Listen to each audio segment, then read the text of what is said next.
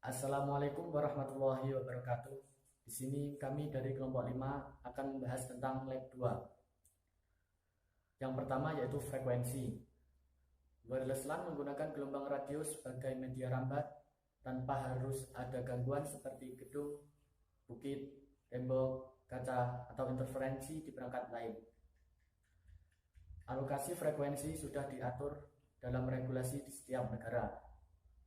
Untuk Indonesia, untuk keperluan wireless LAN sudah dialokasikan pada frekuensi 2,4 GHz dan 5,8 GHz.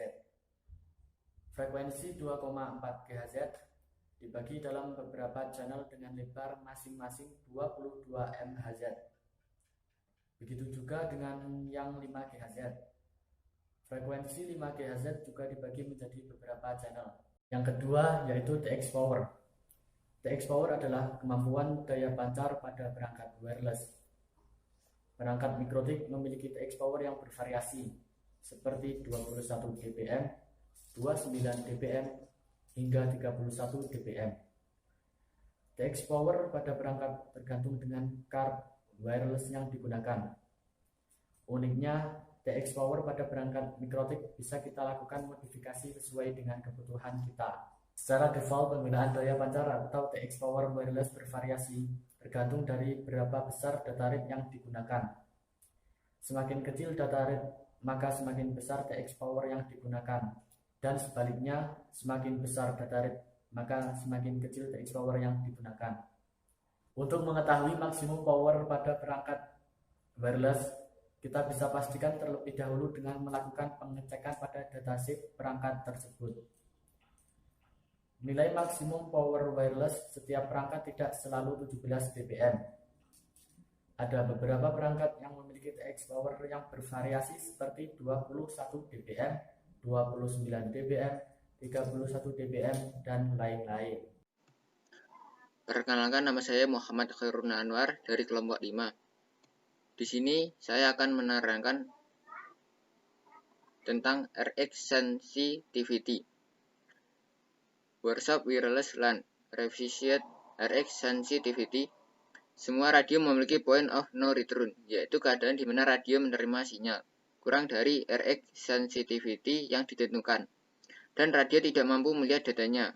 Misalnya, 802.11b mempunyai revisit sensitivity of min 76 bdm. Maka pada level ini bit error rate dari 10 pangkat min 5 99,999% akan terlihat. RX sensitivity yang sebetulnya dari radio akan bervariasi tergantung dari banyak faktor.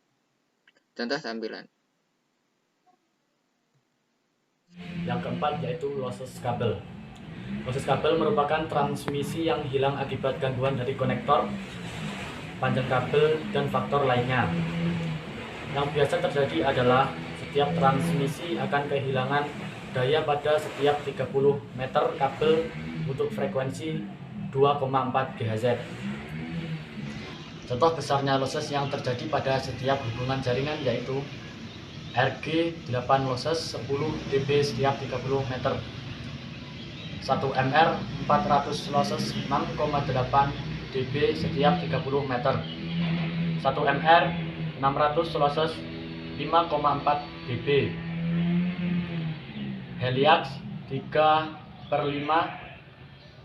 losses 5,4 dB, Heliax setengah losses 3,47 dB, Heliax 5/8 losses 2,15 dB. Di sini saya akan menjelaskan tentang EIRP. EIRP adalah total energi yang dikeluarkan oleh sebuah access point dan antena. Saat sebuah access point mengirim energinya ke antena untuk dipancarkan, sebuah kabel mungkin ada di antaranya. Kemudian ada beberapa faktor yang mempengaruhi transmisi sinyal wireless di udara. Contohnya 1. Free path loss, model di mana sinyal yang menjauhi sumbernya makin lama akan hilang. Kedua, absorption absorption atau penyerapan peredaman sinyal. Seperti diketahui, di sini saya akan menjelaskan tentang free space loss. Ketika sebuah sinyal RF dipancarkan melalui antena, powernya semakin berkurang seiring dengan jarak tempuh yang semakin jauh. Bahkan ketika tidak ada obstacle atau halangan, redaman akan terus terjadi. Inilah yang dikenal dengan free space loss. Apa sih penyebab dari redaman sinyal tersebut? Apakah karena udara, magnetik bumi, gaya gravitasi, atau ada yang lain? Ternyata bukan itu. Semua, bahkan ketika di luar angkasa tetap terjadi redaman free space loss. Sudah hukum alam bahwa setiap gelombang RF ketika dipancarkan mengalami redaman. Semakin besar jarak yang ditempuh, maka semakin besar pula redaman FSPL.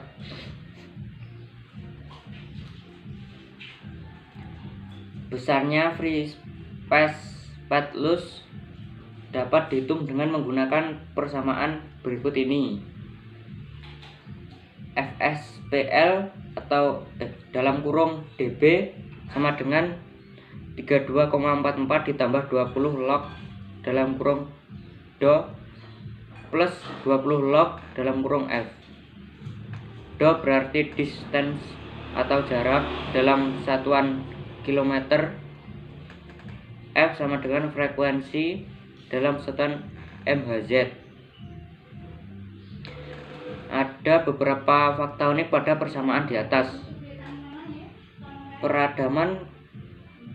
Redaman semakin besar jika jarak semakin besar atau frekuensi semakin besar. FSPL adalah fungsi eksponen. Pertambahannya akan sangat cepat membesar jika tidak dekat transmitter, namun semakin jauh jarak maka pertambahan redamannya semakin sedikit. Apa solusi untuk mengatasi redaman FSPL? Berdasarkan output power transmitter, semakin besar output power maka jarak jangkauan akan semakin jauh. Ibarat seorang akan melakukan pekerjaan berat, maka banyaklah makan dulu agar tersedia energi yang banyak.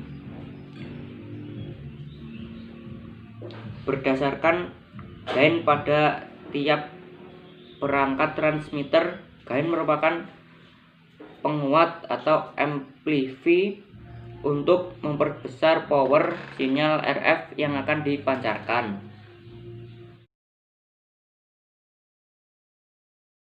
Line of sight atau LOS. Apa itu LOS? Istilah line of sight seringkali disingkat sebagai loss. Sangat mudah untuk dimengerti jika berbicara tentang cahaya tampak. Jika kita dapat melihat titik B dari titik A, tidak ada penghalang antara A dan B, maka kita mempunyai line of sight. Memperoleh line of sight yang baik antar antena. Pengirim antena penerima sangat penting sekali, baik dua jenis LOS yang biasanya harus diperhatikan dalam instalasi, yaitu optical loss yang berhubungan dengan kemampuan masing-masing untuk melihat radio. LOS berhubungan dengan kemampuan penerima radio untuk melihat sinyal dari pemancar radio.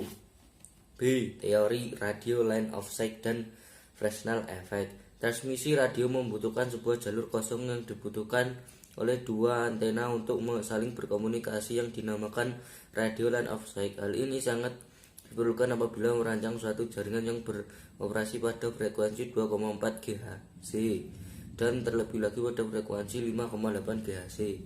Line of sight adalah sebuah jalur kosong yang ada di antara dua buah titik. Untuk mendapatkan daerah visual yang bersih pada sebuah line of sight di antara dua buah titik tersebut, setidaknya diusahakan tidak terdapat hambatan. Hal-hal yang dapat menjadi hambatan dalam suatu line of sight antara lain bentuk topografi, contoh pegunungan, hutan, sudut permukaan bumi, gedung tinggi, rumah, bangunan lain, pohon. C. Model Fresnel zone. Teori Fresnel zone digunakan untuk mengkuantifikasikan radio line of sight. Bayangkan sebuah Fresnel zone sebagai lorong berbentuk bola rugby antena pemancar dan berima di ujung-ujungnya. Optical LOS sangat mudah dimengerti. Fresnel zone dibuat beberapa lapis. Tampak pada gambar adalah Fresnel zone. Lapis pertama, kedua, ketiga bentuknya elips yang menghubungkan dua titik antena di ujungnya. Beberapa orang menggunakan konsensus bahwa jika 60% dari Fresnel zone ditambah 3 meter bebas dari halangan, maka radio LOS baik. Sebagian mengadopsi bahwa harus 80% dari Fresnel zone tidak menghalangi temporal radio LOS yang baik. Jika ada halangan di wilayah Fresnel zone, maka performa sistem akan terganggu. Beberapa efek yang terjadi adalah refleksi, gelombang yang menabrak, merambat, menjauhi bidang datar dan mulus ditabrak. 2. Refraksi atau refraksi, gelombang yang menabrak, merambat melalui bidang yang dapat memudarkan skating pada sudut tertentu. 3. Difraksi, gelombang yang menabrak melewati halangan dan masuk ke daerah bayangan. Konsep of light of sight menjadi lebih kompleks jika kita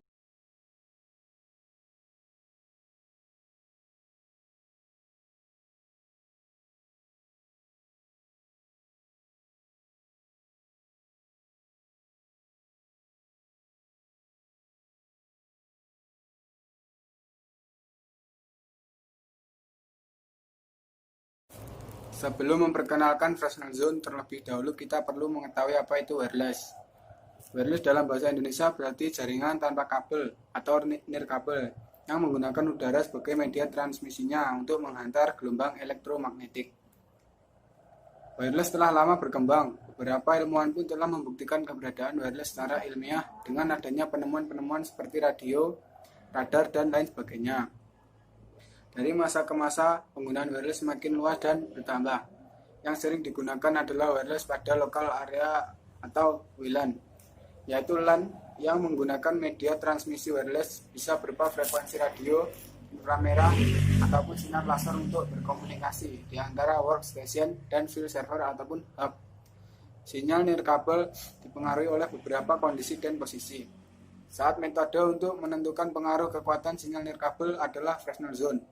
Fresnel zone merupakan besaran tak terhingga dari pola radiasi yang terpancar keluar dari circular aperture. Zona Fresnel ini adalah hasil pola difraksi dari circular aperture. Fresnel zone ini digunakan sebagai media rambat frekuensi dari gelombang elektromagnetik yang nantinya menghasilkan sebuah jaringan nirkabel.